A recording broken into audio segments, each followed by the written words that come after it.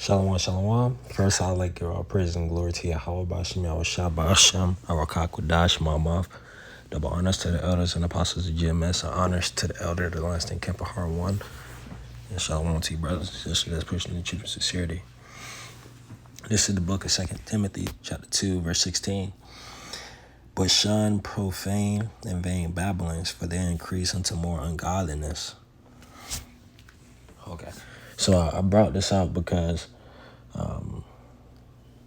that's what the Lord told us to do. To stay away from these vain and profane and these different wayward doctrines, because not only is it gonna destroy, or it's gonna corrupt the person in the way that they think, but it's also, it doesn't profit. You'll still be thirsty after hearing it. It's no real substance. It doesn't have any real weight. I.e., these Muslim guys, because they'll go out, talk all this about the Quran, but everything that they reference, everything that they source, it all goes back to the scriptures.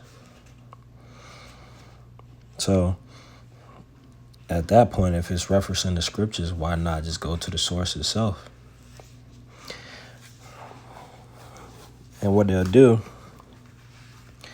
a lot of people get incarcerated, or a lot of people, they try to live within their own means. What sounds the best? What's something that everybody else is flocking to? That's the thought process behind a lot of Jakes, on the reason why they choose a lot of these wayward religions. Like, how can I live the life that I want to live? Or what is this celebrity believing in? So because I idolize this celebrity, that's the thing that Jake worry about. Where they shouldn't be worrying about that at all. But it says, but shun profane and vain babblings, because they will increase into more ungodliness. And that's all it does. Once a person starts getting deep into something like Islam, or it could be anything, if it's not according to the truth, then it's ungodly. It's unrighteous.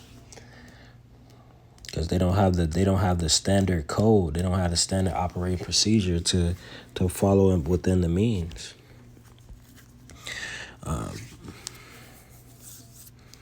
Because the Lord has commanded us to do one thing and one thing only. Ecclesiastes 12 and 11. The words of the wise are as goads and as nails fastened by the masters of assemblies, which are given from one shepherd. So it's given from one shepherd. And we follow and we get corrected by that one goad. And we follow all in a straight line, not no ziggly line.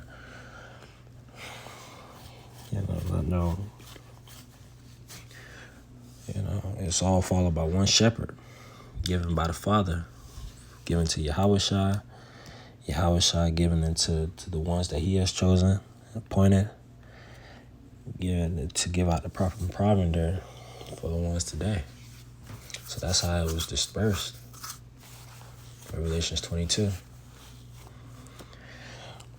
And it says, verse 12, and further by these, my son, be admonished in making of many books. There is no end, and much study is weariness of the flesh. So all these different types of books that people try to read, the Quran and sub books of those books. Yeah, be wary of those, because those also contribute to more ungodliness. And that's what these people, a lot of these people, like these Muslims, and a lot of these people follow after. Which isn't really, it holds no real substance. It's not real, man. It's everything is always taken from bits and pieces of the scriptures. And it says, and further by these, my son, be admonished in making of many books. There is no end. And much study is weariness of the flesh. So there's no end to them making. There's no end of the making of many books. They'll read it. A lot of people will read it, feel like they gain so much knowledge from it, and they take it as law, contributing to more ungodliness. Salakia. Verse 13. Let us hit the conclusion of the whole matter. Fear Yahweh and keep his commandments, for this is the whole duty of man. So that's the whole duty of man, to keep his commandments, to do his word, to do his will, to read his book, the scriptures, the Bible, 16:11, King James.